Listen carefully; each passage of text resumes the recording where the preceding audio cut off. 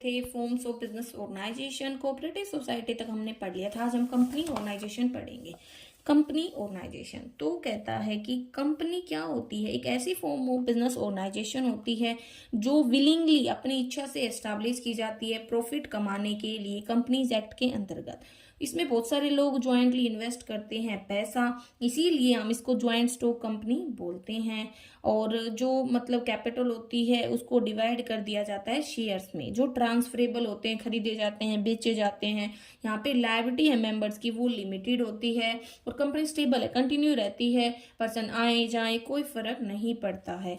और ये एक कॉमन सील मतलब मोहर, आप देखते हैं स्टैंप वगैरह बोल देते हैं, उसके अंदर काम करती है, क्योंकि ये सिग्नेचर तो कर नहीं सकती, तो इसके अंतर्गत मतलब काम किया जाता है। पहले था इंडियन कंपनीज एक्ट 1956, लेकिन अब है इन नया companies act 2013।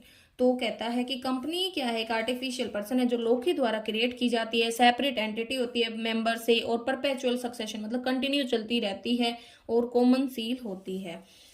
Group of people जो इनकॉर्पोरेट हुए हैं अंडर द कंपनीज एक्ट, जिनका जो क्रिएशन है वो किसी स्पेशल पर्पज के लिए है, लायबिलिटी लिमिटेड है, और सेपरेट है मेंबर्स का एग्जिस्टेंस कंपनी से, कंटिन्यू और परपेचुअल एग्जिस्टेंस है, कॉमन सील के अंदर काम करते हैं तो कंपनी बन जाते हैं। इसी से इसके फीचर बन जाते हैं।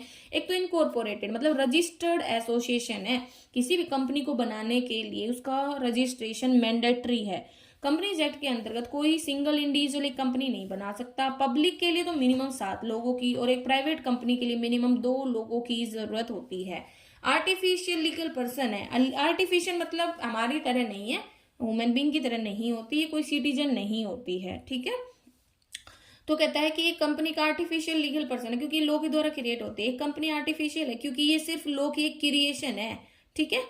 और इंडिविजुअल की तरह दिखती थोड़ी ना इसके अंदर इसका कोई शरीर है, ना कोई आत्मा है, और ना ही कोई फिजिकल एक्शन कर सकते किसी ह्यूमन बींग की तरह। दूसरा सेपरेट इसका एग्जिस्टेंस होता है मेंबर से, कैसे कि मेंबर आए जाए कोई मतलब नहीं है उससे, ठीक है।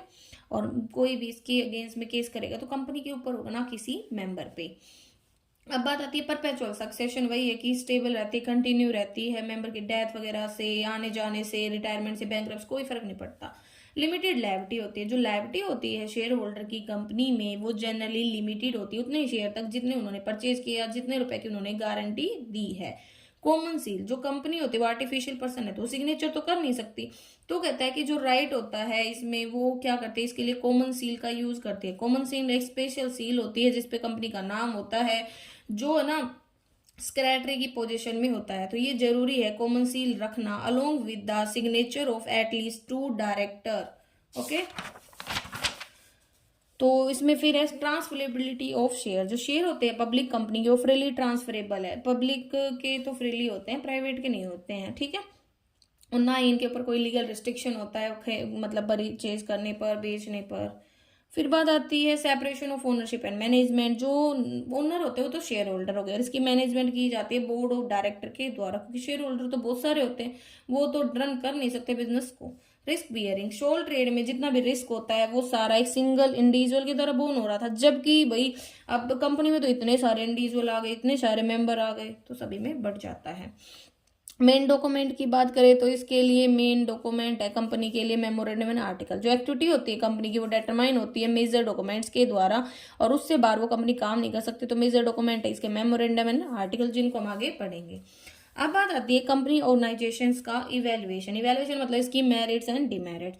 तो मेरिट्स यही है, एक तो लिमिटेड लायबिलिटी होती है, दूसरा ट्रांसफर कर सकते हैं शेयर्स को एक दूसरे से मतलब एक पर्सन से दूसरे पर्सन के पास, ठीक है।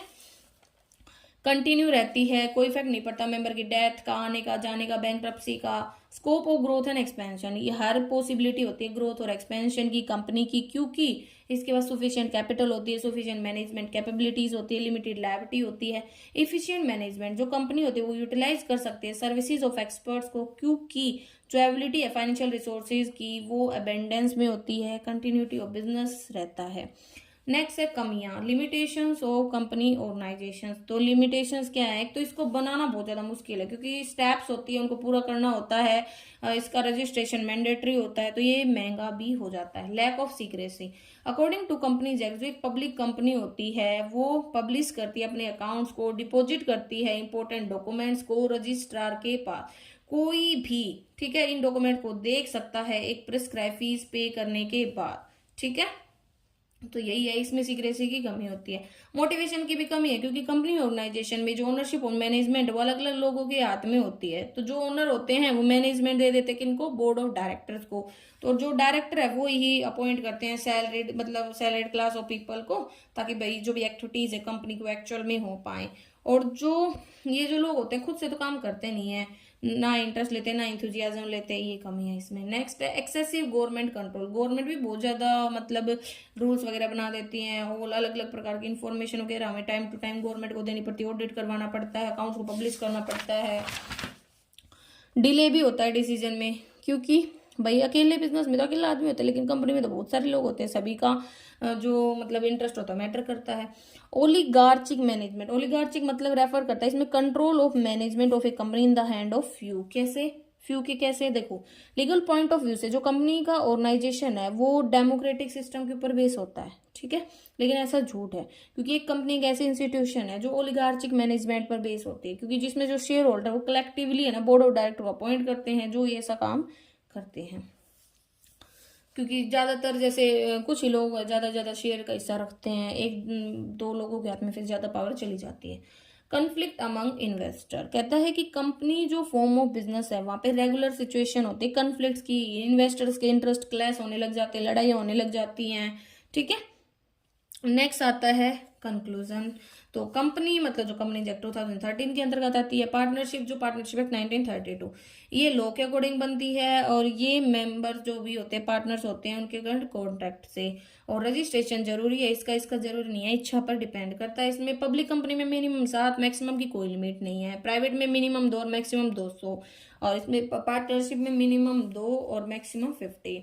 लाइबिलिटी है शेयर होल्डर की लिमिटेड होती है, कंपनी में उसमें अनलिमिटेड होती है। जो कंपनी होती है लीगली क्रिएट होती है, ये आर्टिफिशियल पर्सन होती है, इसके लिए कोई सेपरेट एग्जिस्टेंस नहीं होता है।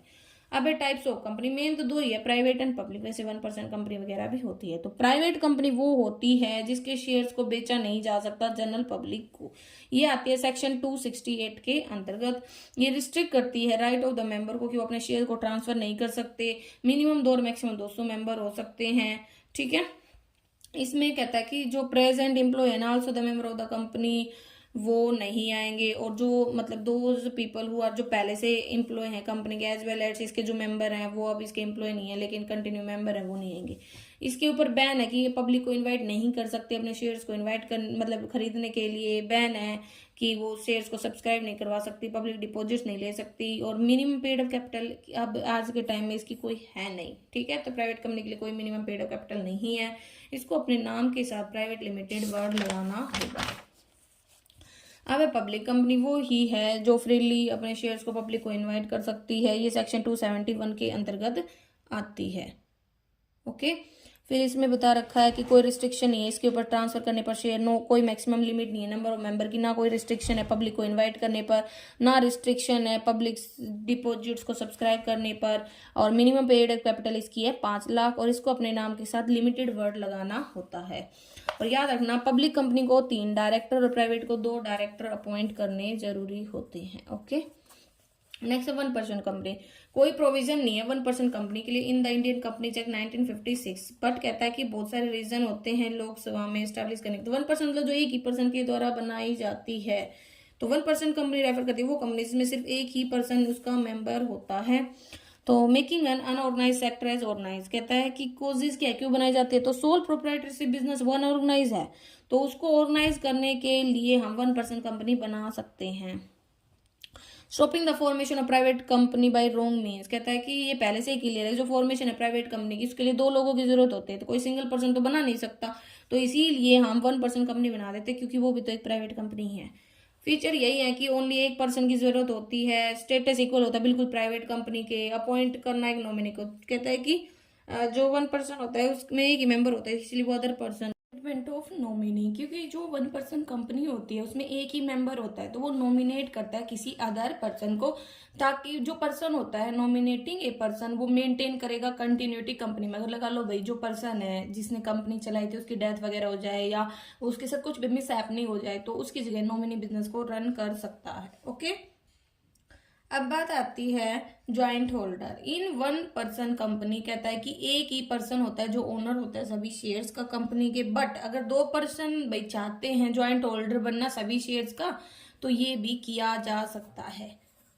इस सिचुएशन में कहता है कि जो ज्वाइंट होल्डर होंगे उनको हम एक ही मेंबर की तरह रजिस्टर करेंगे। अब है लिमिटेड लायबिलिटी। 1% कंपनी में जो लायबिलिटी होती है मेंबर्स की कंपनी की, वो क्या होती है, लिमिटेड होती है। लॉस के केस में जो लायबिलिटी होती है मेंबर की, वो लिमिटेड है, जितना पैसा उन्होंने लगाया है उस तक। Special word with the name. कहता है कि कुछ स्पेशल वर्ड है ना वो यूज किए जा सकते हैं 1% कंपनी के नेम के साथ। इसमें आते हैं भाई, जैसे कि वो ब्रैकेट में लिख दिया जाएगा, ठीक है। नंबर ऑफ डायरेक्टर, इसमें मिनिमम 1 और मैक्सिमम 15 तक डायरेक्टर हो सकते हैं।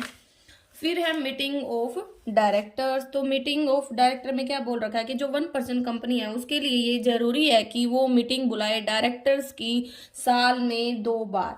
जो गैप, और 2 मीटिंग के बीच का जो गैप होगा वो 90 दिन से कम नहीं होना चाहिए। और अगर एक डायरेक्टर है 1% कंपनी में तो मीटिंग बुलाने की कोई जरूरत नहीं है।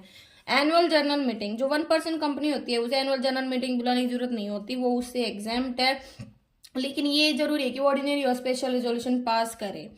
फिर है परपेचुअल, मतलब कंटिन्यू चलने वाली। 1% कंपनी होती है वो परपेचुअली होती है। अगर डेथ या इनेबल हो जाता है मेन मेंबर, तो जो नॉमिनेटेड पर्सन है वो बिजनेस को, कंपनी को रन करता है। सेपरेट लीगल एंटिटी, जो एंटिटी होती है 1% कंपनी की वो ना अलग होती है, इंडिपेंडेंट होती है मेंबर से। जो कंपनी होती है उसकी जो असेट्स होती है वो उसके नाम से होती है, वो कॉन्ट्रैक्ट में भी खुद के नाम से एंटर होती है, वो लीगल सूट भी फाइल कर सकते हैं, उसके अगेंस्ट में भी किया जा सकता है। अब इसकी फॉर्मेशन के बारे में बात आती है, तो सबसे पहले एक सेपरेट नेम देना होगा। तो फर्स्ट ऑफ ऑल जो नेम होता है 1% कंपनी का वो चूज करना होगा। जो कंपनी का बिजनेस है वो उसके नाम से ही मतलब रन होगा। ओके, आल्सो जो कंपनी है उसकी कहता है separate legal entities form with the stage of 1% company. फिर है एक नॉमिनी को अपॉइंट किया जाएगा। जो मेमोरेंडम ऑफ एसोसिएशन है 1% कंपनी का, उसमें ना एक पर्सन को नॉमिनेट किया जाएगा। रिटन कंसेंट ली जाएगी उस पर्सन की, हाँ भाई कि वो नॉमिनी बनने को तैयार है। रजिस्टर्ड ऑफिस को सारी डिटेल वगैरह दे दी जाएगी। आर्टिकल ऑफ एसोसिएशन दे दिया जाएगा। फिर है bearing 1% company with the name. जो नेम होता है कंपनी का 1% कंपनी का वो ब्रैकेट्स में लिखा जाएगा। डिपॉजिटिंग डॉक्यूमेंट, और फिर रजिस्ट्रार को ये 3 मेन डॉक्यूमेंट में एमओए, एओए और रिटर्न कंसेंट नॉमिनेटेड पर्सन की डिपॉजिट कर दी जाएगी। सर्टिफिकेट ऑफ इनकॉर्पोरेशन, जब जो रजिस्ट्रार होता है कंपनी को वो सेटिस्फाई होता है कि भाई रिक्वायर्ड फॉर्मेलिटी पूरी हो गई है, तो वो सर्टिफिकेट ऑफ इनकॉर्पोरेशन मतलब सर्टिफिकेट ऑफ रजिस्ट्रेशन इश्यू कर सकता है। फायदे क्या होंगे, एक तो लिमिटेड लायबिलिटी है यहाँ पे, दूसरा है ना ये अच्छा अल्टरनेटिव है सोल प्रोप्राइटरशिप की जगह, क्योंकि यहाँ पे लिमिटेड लायबिलिटी है, जबकि जो सोल प्रोप्राइटरशिप थी उसमें अनलिमिटेड लायबिलिटी थी। सोल शेयर, वो अकेला शेयर होल्डर है, सभी उसके कंट्रोल में है सारी चीजें। सोल डायरेक्टर कहता है कि यहाँ पे मोस्टली एक ही डायरेक्टर होता है, वो ही सारे डिसीजन लेता है, तो किसी बहुत सारे लोगों का इंटरफेरेंस नहीं रहता है। मोर लॉजिकल, ये जो फॉर्म ऑफ बिजनेस है बहुत ज्यादा लॉजिकल है। इसमें है ना एक तरफ तो जो ड्रॉबैक्स है सोल प्रोप्राइटरशिप की वो खत्म हो जाती है, दूसरी तरफ है ना कोई जरूरत नहीं है अलग से कोई प्राइवेट कंपनी वगैरह बनाने की गलत तरीके से। Entry in the organise sector, जो 1% कंपनी है उसने ना एक अपॉर्चुनिटी दी है अनऑर्गेनाइज से हम ऑर्गेनाइज सेक्टर में एंट्री लें, लेकिन इसमें कुछ कमियां भी हैं। एक तो बहुत ज्यादा फॉर्मेलिटीज पूरा करना पड़ता है इन्हें बनाने के लिए, एक तो रिसोर्सेज की शॉर्टेज है क्योंकि एक ही पर्सन होता है, दूसरा है अनबैलेंस्ड डिसीजन। जनरली जो डिसीजन वो एक ही पर्सन लेता है, तो हमेशा सही हो ऐसा नहीं कह सकते, कई बार अनबैलेंस्ड डिसीजन भी ले लिए जाते हैं डर से, ठीक है। अब है difference private and public company में। तो प्राइवेट कंपनी में मिनिमम 2 और प्राइवेट कंपनी में मिनिमम 2 और पब्लिक कंपनी में मिनिमम 7 लोगों की जरूरत होती है। इसमें मैक्सिमम 200 और इसमें मैक्सिमम की कोई लिमिट नहीं है। इसके लिए जरूरी है प्राइवेट लिमिटेड वर्ड ऐड करना, जबकि पब्लिक कंपनी के लिए लिमिटेड। इसमें 2 डायरेक्टर, इसमें 3 डायरेक्टर। प्राइवेट कंपनी पब्लिक को इन्वाइट नहीं कर सकती शेयर वगैरह के लिए, जबकि ये कर सकती है। यहाँ पे कोई फ्रीडम नहीं है ट्रांसफर करने के लिए शेयर्स को, जबकि पब्लिक कंपनी के ऊपर कोई रिस्ट्रिक्शंस नहीं होता, वो अपने शेयर्स को ट्रांसफर कर सकती है। प्राइवेट कंपनी है ना प्रोस्पेक्टस इश्यू नहीं कर सकती, मतलब can't issue prospectus and statement in लिeu of prospectus, जबकि पब्लिक कंपनी के लिए जरूरी है। अगर प्रोस्पेक्टस इश्यू नहीं करेगी तो प्रोस्पेक्टस की जगह क्या यूज करेगी, स्टेटमेंट इन लिeu ऑफ प्रोस्पेक्टस। ये जरूरी नहीं है इसके लिए स्टैच्यूटरी मीटिंग बुलाना, जबकि पब्लिक कंपनी के लिए जरूरी होता है। ये लोन दे सकती है डायरेक्टर को बिना गवर्नमेंट की परमिशन लिए, जबकि इसे कोई भी एक्शन लेने से पहले गवर्नमेंट की परमिशन लेनी होती है। इसके लिए जरूरी नहीं है इंडेक्स ऑफ मेंबर्स तैयार करना, जबकि पब्लिक कंपनी के लिए जरूरी होता है इंडेक्स ऑफ मेंबर्स तैयार करना। कब, अगर मेंबर 50 से ज्यादा हो जाएं। इसकी minimum paid up capital at present कुछ नहीं है प्राइवेट के लिए, जबकि पब्लिक के लिए कितनी है, 5 लाख रुपए। अब कंपनी को बनाने की स्टेजेस, तो इसमें वैसे तो 3 होता है लेकिन होती है 4। पहला होता है प्रमोशन, फिर होता है इनकॉर्पोरेशन और रजिस्ट्रेशन, तीसरा होता है कैपिटल सब्सक्रिप्शन एंड चौथा होता है commencement of business. Public company के लिए तो चारों स्टेज पूरा करना जरूरी होता है, जबकि प्राइवेट कंपनी रजिस्ट्रेशन के बाद, इनकॉर्पोरेशन सर्टिफिकेट मिलने के बाद अपने बिजनेस को स्टार्ट कर सकती है। तो प्रमोशन मतलब जब आप प्रमोट करते हो किसी चीज को, जब आपके दिमाग में आइडिया आता है, तो ये रेफर करता है सम टोटल उन सभी एक्टिविटीज का जो जरूरी है किसी कंपनी को एग्जिस्टेंस में लाने के लिए। ये स्टार्ट होता है जब आइडिया दिमाग में आता है, ठीक है, और फिर उसके ऊपर हम काम करते हैं और उसे एक्चुअल में लेके आते हैं। तो इसमें क्या होता है, डिस्कवरी है बिजनेस अपॉर्चुनिटीज की, ऑर्गेनाइजेशन के फंड की, प्रॉपर्टी की, मैनेजरल एबिलिटी की। तो इसमें बता रखा है कि देखो बहुत सारे टाइप के बिजनेस होते हैं, वो डिपेंड करता है उसके साइज पर, पैलेस पर, ओनरशिप पर। तो सभी जितने भी एफर्ट्स किए जाते हैं एक नए बिजनेस को एस्टेब्लिश करने के लिए, उसे हम प्रमोशन बोलते हैं, और जो पर्सन ये सारा काम करता है उसे हम प्रमोटर बोलते हैं। तो प्रमोशन मतलब वो सारी एक्टिविटीज जो किसी बिजनेस यूनिट को एग्जिस्टेंस में लेकर आती हैं। फर्स्ट ऑफ ऑल हमारे दिमाग में आइडिया आता है, फिर हम उसको डिस्कस करते हैं, फिर उस आइडिया को रियलिटी में कन्वर्ट करते हैं। तो इसके लिए बहुत सारे प्रिलिमिनरी फंक्शंस परफॉर्म किए जाते हैं, like sale and purchase finish goods की, ठीक है। और जब आइडिया एस्टेब्लिश हो जाएगा तो ये सारे काम होंगे ना, like as raw material finish में कन्वर्ट करना, सर्विस बिजनेस देना। अब यहाँ पे है स्टेजेस फॉर्मेशन की, प्रमोशन की। तो प्रमोशन में पहले तो है प्रमोटर। प्रमोटर मतलब जो पर्सन या ग्रुप ऑफ पर्सन जो है ना बहुत सारे फंक्शंस को परफॉर्म करते हैं एक बिजनेस यूनिट को एक्चुअल में एग्जिस्टेंस में लाने के लिए। इसका फिड्यूसरी रिलेशन होता है कंपनी के साथ, क्योंकि अभी तक कंपनी बनी नहीं है तो कोई कॉन्ट्रैक्ट हुआ नहीं, तो ये ना सद्भावना के बेस पर, ट्रस्ट के बेस पर काम करता है, ना कोई सीक्रेट प्रॉफिट वगैरह क्रिएट करेगा।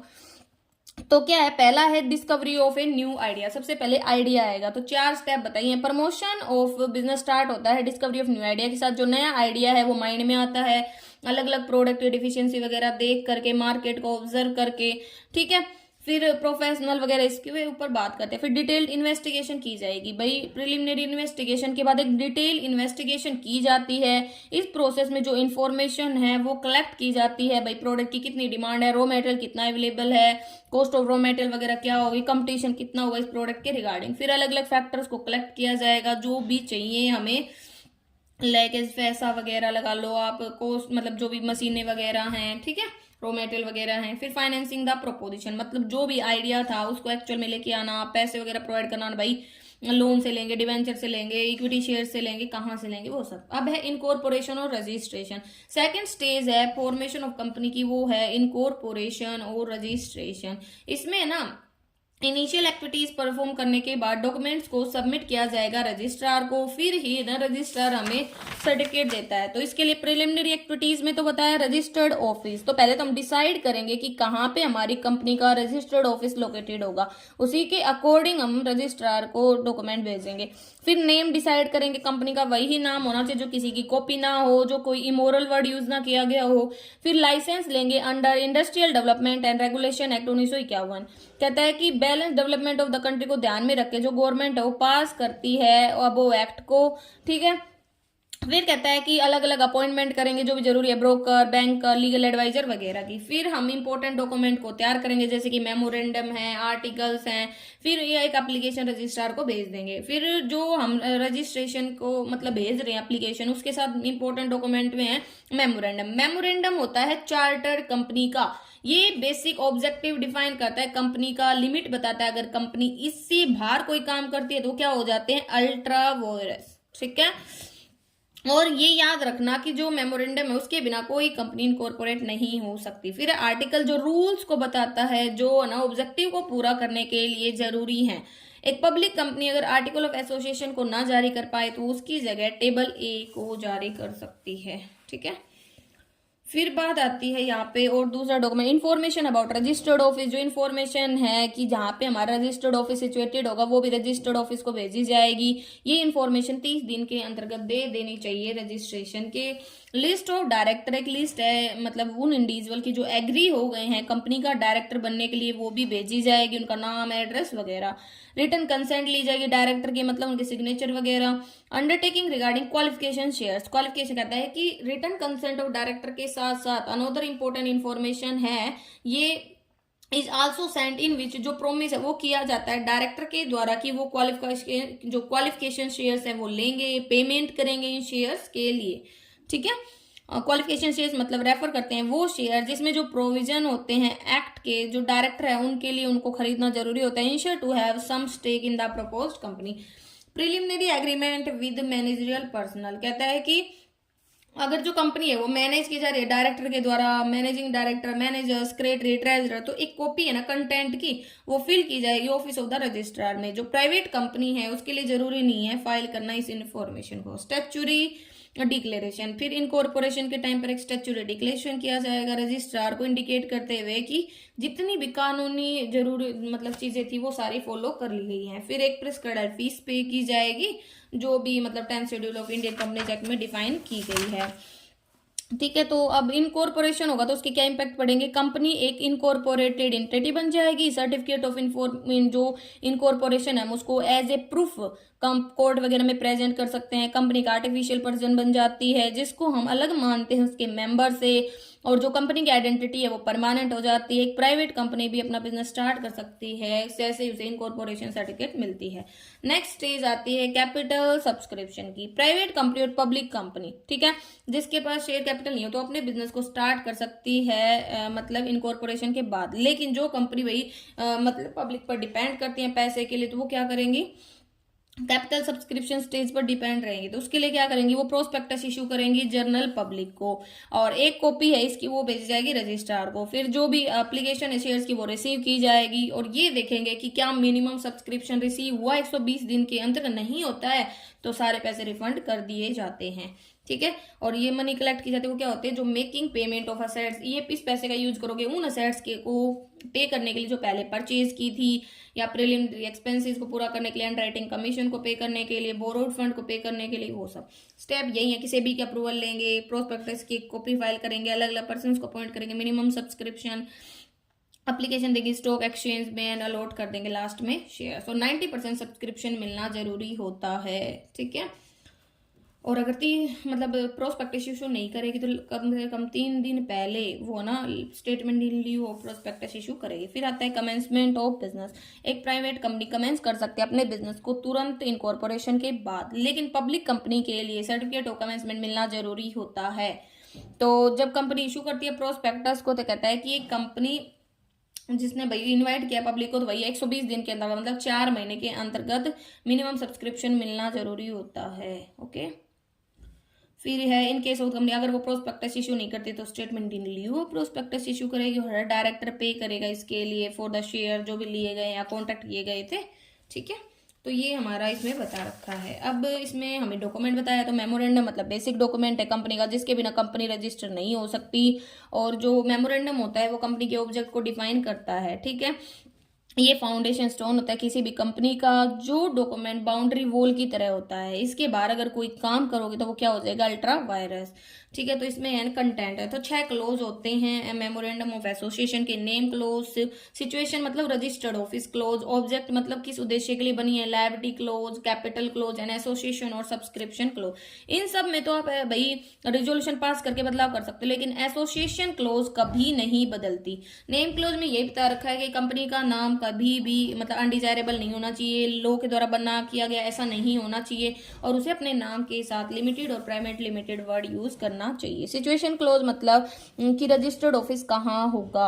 ठीक है, वो डिपेंड करता है भाई, ये बता देता है फिर आपकी कंपनी कहाँ की है, डोमिसाइल वगैरह नेशनलिटी फिक्स हो जाती है। इसको 30 दिन के अंतर्गत आपको रजिस्ट्रार को बता देना चाहिए। ऑब्जेक्ट क्लोज मतलब कंपनी किस उद्देश्य के लिए बनी है, दो होते हैं, एक तो मेन ऑब्जेक्ट, एक होता है एक्सुअली मतलब उसकी साथ का।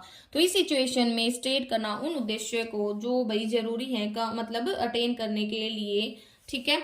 तो कहता है ऑब्जेक्ट कभी भी मोरल ना होना चाहिए, इलीगल नहीं होना चाहिए और ऐसा नहीं होना चाहिए जो पब्लिक पॉलिसी के अगेंस्ट में हो। लायबिलिटी क्लोज ये बताती है कि भाई जो भी मेंबर्स हैं उनकी लायबिलिटी कैसी है, लिमिटेड है, अनलिमिटेड है, गारंटीड है, कैसी है, ठीक है।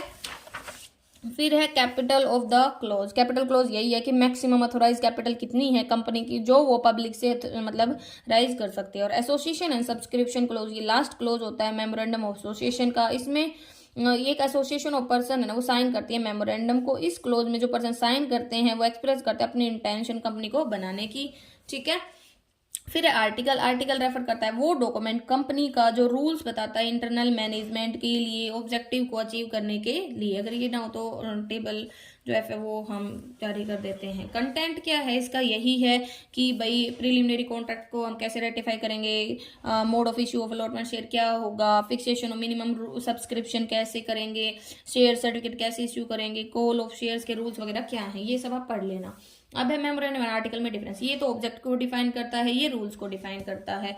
ये मतलब इंपॉर्टेंट डॉक्यूमेंट होता है, ये सब्सिडरी डॉक्यूमेंट होता है। ये आउटसाइडर और इनसाइडर सब के बीच में रिलेशनशिप बताता है। ये सिर्फ ना जो कंपनी है उसके अंदर मेंबर्स के बीच में रिलेशन बताता है, उन्हीं के लिए इंपॉर्टेंट होता है। जो एक्टिविटीज होती हैं इसमें अगर बियॉन्ड द पावर की जाए तो है ना वो अल्ट्रा वायरस हो जाता है और सभी मेंबर इसको रेटिफाई नहीं कर सकते। और इसमें है ना वो वॉइड हो जाता है लेकिन रेटिफिकेशन पॉसिबल है। इसका मेमोरेंडम का प्रिपरेशन जरूरी है, जबकि है ना आर्टिकल की जगह हम टेबल एफ बना सकते हैं।